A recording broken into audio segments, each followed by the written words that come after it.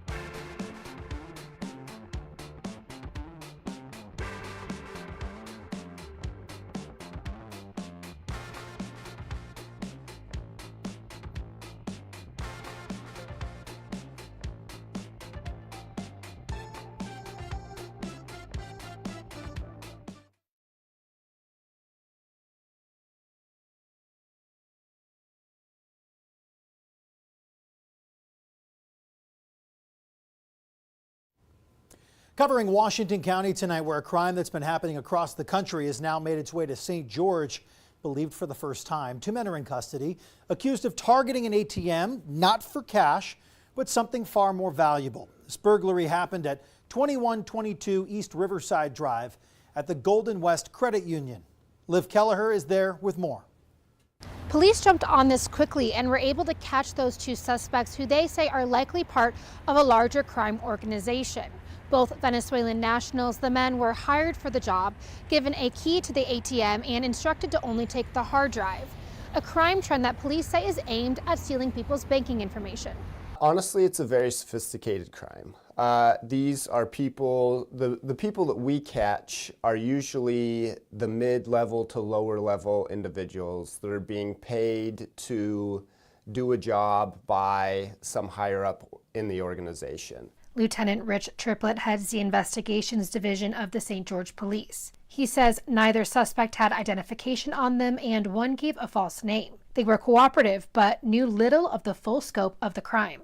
They were able to purchase a car just for this crime, and they had a lot of technology that was well above the individuals that we dealt with, their knowledge level. That technology used to skim data off of the ATM's hard drive. Police say the 2 men are here illegally and came to St. George to commit this crime.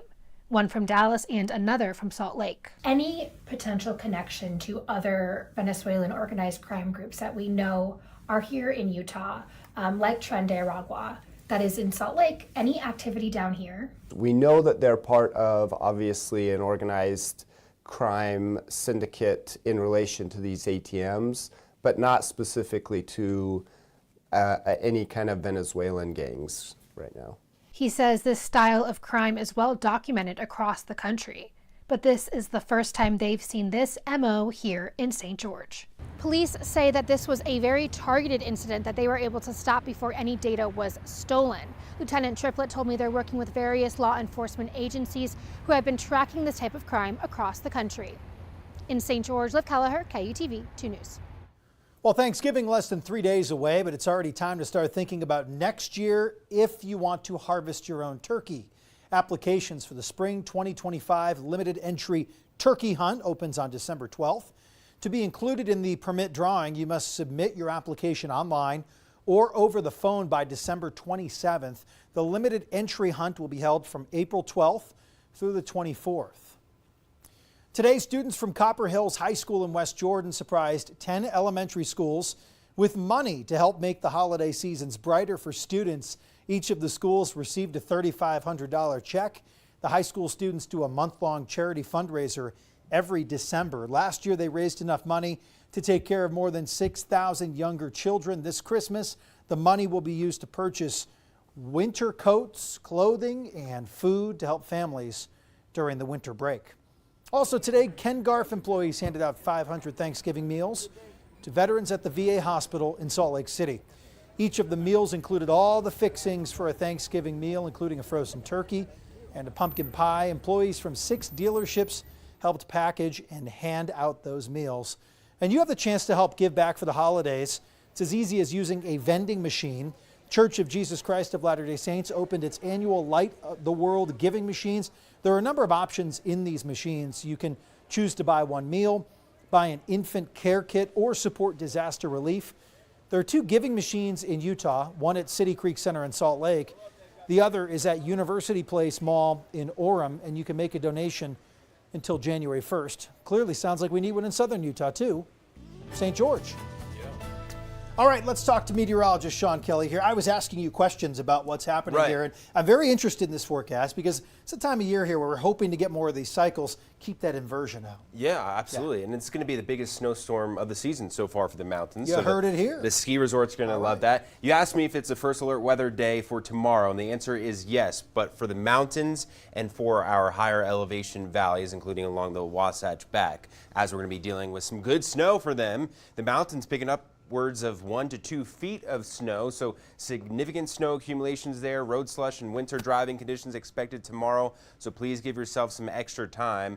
We're talking about some areas, including along the Wasatch Front. We'll have slick roadways, but it'll be 95% all rain with this event, though we could see a little bit of some snow as we get into early morning's commute on Wednesday. So have proper traction for your cars if you are going to be heading up into the mountains. You want to decrease speed, increasing the following distance that you're dealing with as you drive, and don't slam on the brake pedals as well.